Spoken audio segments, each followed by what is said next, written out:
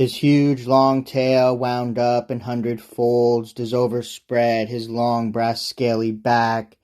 whose wreathed boughs, whenever he unfolds, in thick entangled knots adown does slack, bespotted as with shields of red and black, it sweepeth all the land behind him far,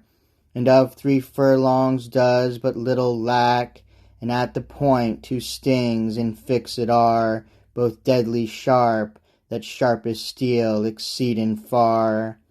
But stings and sharpest steel did far exceed the sharpness of his cruel rending claws.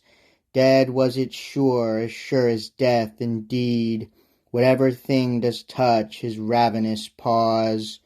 or what within his reach he ever draws. But his most hideous head my tongue to tell does tremble, for his deep devouring jaws wide gaped, like the grisly mouth of hell, through which into his dark abyss all raven fell.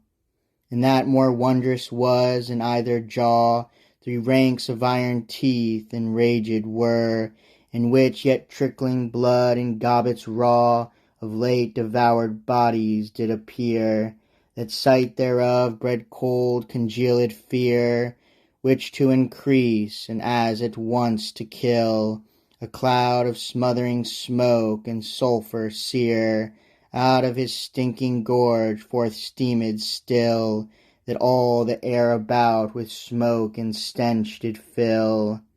His blazing eyes, like 2 bright shining shields, did burn with wrath and sparkled living fire, as 2 broad beacons set in open fields send forth their flames far off to every shire, and warning give that enemies conspire with fire and sword the region to invade. So flamed his eyne with rage and rancorous ire, but far within, as in a hollow glade, those glaring lamps were set that made a dreadful shade. So dreadfully he towards him did pass, for lifting up aloft his speckled breast, and often bounding on the bruised grass, as for great joyance of his new-come guest, eftsoons he gan advance his haughty crest, as choffed boar his bristles doth uprear, and shoke his scales to battle ready dressed, that made the red-crossed knight nigh quake for fear, as bidding bold defiance to his foeman near.